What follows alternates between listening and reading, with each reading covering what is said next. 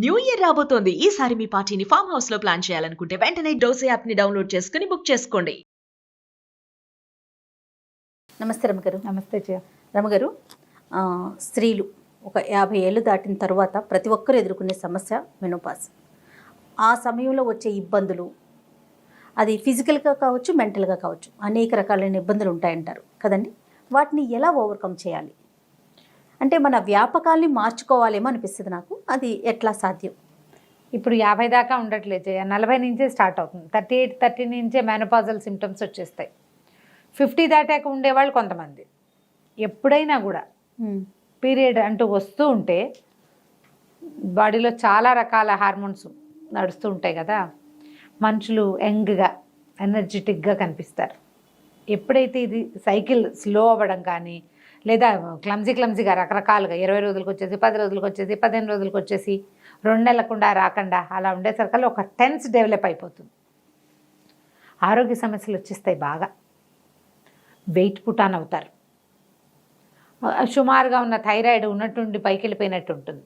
ఇవి కాకుండా బ్లోటింగ్, పొట్టలో సమస్యలు వస్తాయి.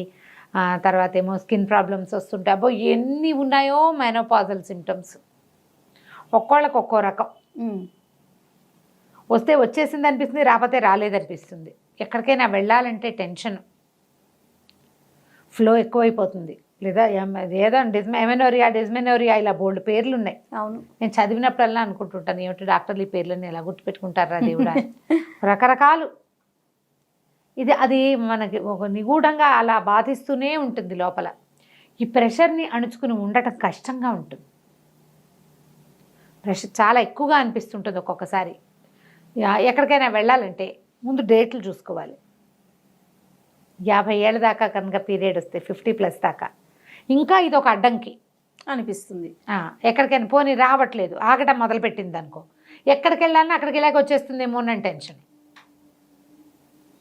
ఏ ట్రిప్కైనా, ఏ గుడికైనా, ఏ ఎవరింటికైనా, ఏ ఫంక్షన్కైనా సడన్గా పీరియడ్ వస్తే 2 నెలలు అయింది ఇంకా రాలే, వచ్చేస్తుందేమో. ఏదో పెద్దకైనా మిస్ అయిన ఫీలింగ్లా ఉంటుంది. రాకపోతే రాలేదు, ఇంకా రాలేదు. మధ్యలో పెళ్ళిళ్ళు వస్తాయి, పేరెంటాలు వస్తాయి, ఏమిటో వస్తాయి. మనమే ఎక్కడికైనా వెళ్ళాల్సి వస్తుంది. ఆఫీస్ డ్యూటీస్ ఉంటాయి, ఆఫీస్ కాల్స్ చాలా ఉంటాయి కదా. మరి ఉద్యోగస్తులు ఎక్కువ ఉంటున్నారు ఇవాళ. దీంతో పాటుగా ఈ మిస్ అయిపోతున్న భావన ఒకటి ఉంటుంది. దాంతోపాటు హాట్ ఫ్లెషెస్, శరీరంలో వచ్చే రకరకాల మార్పులు, బాడీ సాగైపోయిన ఫీలింగు, హెయిర్ ఫాల్ వచ్చేస్తుంది. రకరకాలుగా హార్మోన్ బ్యాలెన్స్ తప్పిపోతూ ఉంటుంది కదా. లో కాల్షియం అయిపోతుంది, కాళ్ళ నొప్పులు, వేళ్ళ నొప్పులు, నిద్ర పట్టదు, మెలకు వచ్చేస్తుంది, హాట్ ఫ్లెషెస్ తోటి తోచదు. ఈ పరిస్థితిలో వీళ్ళు చచ్చిపోతుంటారు ఓ పక్కన ఆడవాళ్ళు. సరిగ్గా ఇది 40 నుంచి 50 లోపు, 50 ఏజ్లో ఉన్న వాళ్ళకి పిల్లల సెటిల్మెంట్లు, పిల్లల చదువులు, ఆడపిల్లల పెళ్ళిళ్ళు, మగపిల్లల సెటిల్మెంట్లు, అమ్మాయిల పురుళ్ళు, భర్తలు కూడా ఇప్పుడు వీళ్ళకంటే పెద్దవాళ్ళు అయి ఉంటారు కదా, వాళ్ళ తాలూకు ఏమంటారంటే పెద్దతనపు నడి వయసు ఇబ్బందులు, వాళ్ళ వల్ల వచ్చే ప్రెషర్లు, ఏమైనా ఆర్థికమైన సమస్యలు, చుట్టాల్లో ఏవో ప్రాబ్లమ్స్, అవన్నీ కలిసి ఈ మోయలేని బరువులాగా అసలే కుంగిపోతున్న వీళ్ళ నెత్తి మీద స్కైలాబ్ అది ఏదో పడుతుందనే వాళ్ళు మన చిన్నప్పుడు, అది వచ్చి వీళ్ళ నెత్తి మీద పడ్డట్టు ఉంటుంది. దీన్ని బ్యాలెన్స్ చేసుకోవడం ఎంత కష్టమో. లేచకపోదాం అనిపిస్తుంది, ఎప్పటికప్పుడు పారిపోవాలి ఇక్కడి నుంచి అనిపిస్తుంది. పారిపోయి అక్కడేం సుఖంగా ఉండదు, ఎంతసేపు దీని మీదే తాపత్రయంగా ఉంటుంది. ఇంట్లో ఉండలేరు, పడుకోలేరు, కూర్చోలేరు. ఏదైనా ఎక్సర్సైజ్ చేద్దాం, ఏదైనా చేద్దామంటే శరీరం సహకరించదు. వీటితో పాటు దిగులు, కుంగుబాటు. ఆ దిగులు ఎందుకో తెలీదు, ఆ కుంగుబాటు ఎందుకో అర్థం కాదు. ఇవాళ రేపు ఈ సమస్య విపరీతంగా ఉంది.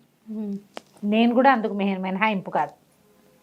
బ్రైట్గా ఉండి, యాక్టివ్గా ఉండి, రకరకాల పనులు చేసేసి అన్నీ తెలిసిన వాళ్ళు కూడా దీనికి దొరికిపోతారు. ఫ్యామిలీ సపోర్ట్ బాగా అవసరం చేయాలి. ఆడపిల్లలు ఉన్న వాళ్ళకి కొంచెం ప్లస్, కూతుళ్ళకి తల్లులు ఎదుర్కొంటున్న ఈ సమస్య ఏమిటో అర్థమవుతుంది. ఆడపిల్లలు లేకపోయినా, ఆడపిల్లల తల్లులు కానీ అత్తగారులు ఉన్నా భలే ప్రెషరు. మగపిల్లలకి ఏమి ఈ కష్టాన్ని చెప్పుకోలేం. ఈ హార్ట్ ఫ్లెషెస్, ఈ నిద్ర పట్టకపోవటము, ఈ తోచంతనము మగవాళ్ళకి అర్థం కావు, కానీ మొగుళ్ళకి అర్థం అవ్వాలి, మగ పిల్లలకు అర్థం కాదు. వాళ్ళ ఆ పరిస్థితులు చూడరు కాబట్టి. కానీ ముందు నుంచి మన తాలూకు పీరియడ్ సైకిల్, దాని ప్రెషర్లు మనం ఎంత అనుభవిస్తామో దాని ప్రభావానికి కొంత లోనై ఉంటారు కదా భర్తలు. వాళ్ళు అర్థం చేసుకుంటే, వాళ్ళు కొంచెం సపోర్ట్ చేస్తే, దాంతోపాటు మిమ్మల్ని మీరు బాగా సపోర్ట్ చేసుకుని ముందుకెళ్ళిపోతారు. చెప్పాలి, దీని మీద మాట్లాడండి. ఇలా ఈ సమయంలో వచ్చేటువంటి రకరకాల మానసిక సమస్యల్ని మనం ఎవరి ముందైనా పెట్టేయాలి. అవతల వాళ్ళు మనని అర్థం చేసుకునే వాళ్ళైతే ఇంకా బాగుంటుంది. ఆటే అర్థం చేసుకోకపోయినా నాకు తిక్కగా ఉంది, నువ్వు అనవసరంగా విసిగించద్దు అని చెప్పగలగాలి. కొంతమంది వినరు, వినిపించుకోరు, ఇది అందరికీ వచ్చేదే అంటారు. అలా అంటారు వీళ్ళే. ప్రెగ్నెన్సీ లాగానే మేనపాజ్ ఎవరిది వాళ్ళదే.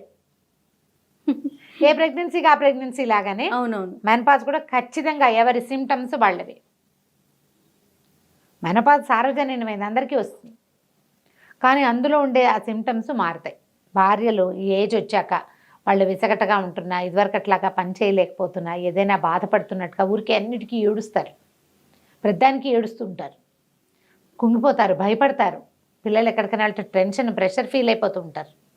వీళ్ళని ఒకసారి ఒక గైనకాలజిస్ట్ దగ్గరికి చూడాలి, తీసుకెళ్ళాలి, మాట్లాడించాలి. ఇదంతా సహజమైందని, ఇక్కడ ఇలాగే ఉంటుందని వాళ్ళకి అర్థం అవ్వాలి. అర్థమైతే అర్థం చేసుకుని తెలివిగల వాళ్ళు ఉంటారు చూడు కొంతమంది, మనమే దూకాలన్నమాట కార్యరంగంలోకి. నాలాగా నేను నా ఇబ్బందిని నేను అధిగమించడానికి ట్రై చేస్తూ ఉంటా. అవునవును, లేదా అక్కయ్యలతో ఏదో మాట్లాడుకుంటా చెప్పి ఓపెన్ అప్ అయ్యాక కొంచెం ప్రెషర్ తీరిపోతుంది. అవునవును, ఇది కరెక్ట్ అండి. ఓపెన్ అయితే ప్రెషర్ తీరుతుంది. మనం మాట్లాడుకున్నాం అనుకో, అవకాశం లేకపోతే పాపం ఇబ్బంది పడతారు. మీతో మీరు మాట్లాడుకోండి.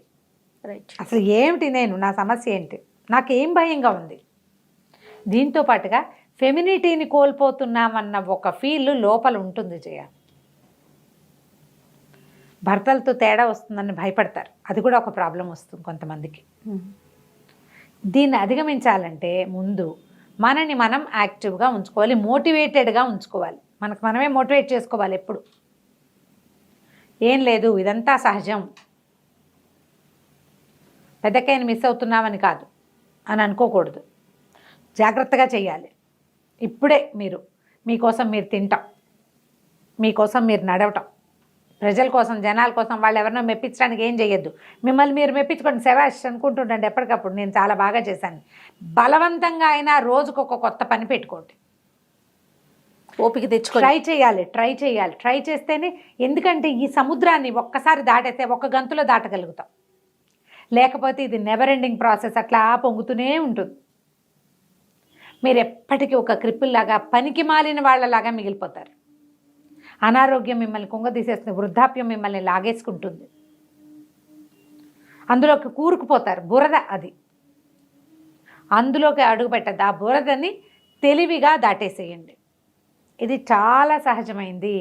ఇది పోతుంది, హాయిగా ఉంటాము, ఈ గోల ఉండదు. 1-2 ఏళ్ళు మాత్రం చాలా ఇబ్బంది పెడుతుంది. ఎప్పుడు వస్తుందో తెలీదు, ఎలా వస్తుందో తెలీదు, ఎక్కడికైనా వెళ్తే వచ్చేస్తుందేమోనని భయం ఉంటుంది. ఎప్పుడు కాషియస్గా ఉండండి. వచ్చేస్తుంది, ఏమైనా సరే.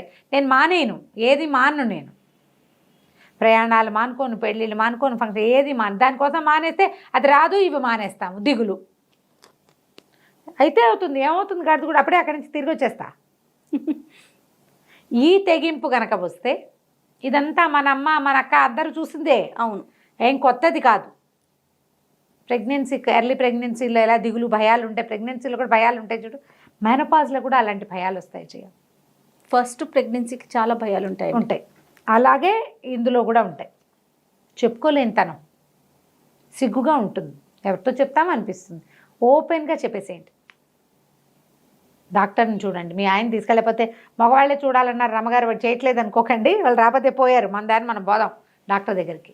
ఒకసారి వెళ్ళి ఇలా ఉందంటే ఏవైనా చిన్నవి సలహాలు చెప్తారు, మందులు ఏమైనా వాడిస్తారు. మీకు ఏమైనా B12 అవి లోపాలు ఉన్నాయా, ఏమైనా ఈ విటమిన్ తగ్గిపోయిందా, ఈ విటమిన్ ఇస్తారేమో. మరి ఈ విటమిన్ కాదు, ఇంకోటి ఉంది కదా, విటమిన్ డి, అవి ఏమైనా సప్లిమెంట్స్ ఇస్తారు. అవి వేసుకునేసరికి మళ్ళీ కొంచెం పుంజుకుంటారు. ముందు డాక్టర్ దగ్గరికి వెళ్తే అదొక ధైర్యం.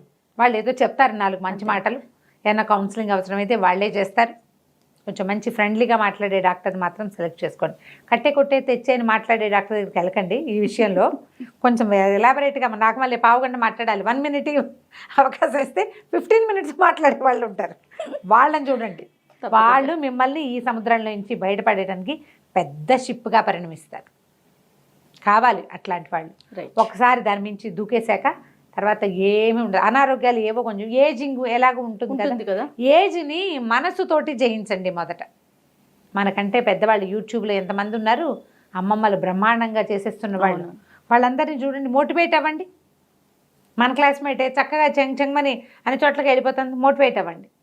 అట్లా ఎవరైనా మనకంటే బెటర్గా చేస్తున్నారనిపిస్తే వాళ్ళని చూసి మోటివేట్ అయ్యి ఈ కష్టాన్ని ధైర్యంగా సాహసోపేతంగా దాటేసేయండి. డాక్టర్ని మాత్రం తప్పకుండా చూడాలి. రైట్ రమ్మ గారు, నమస్తే. నమస్తే.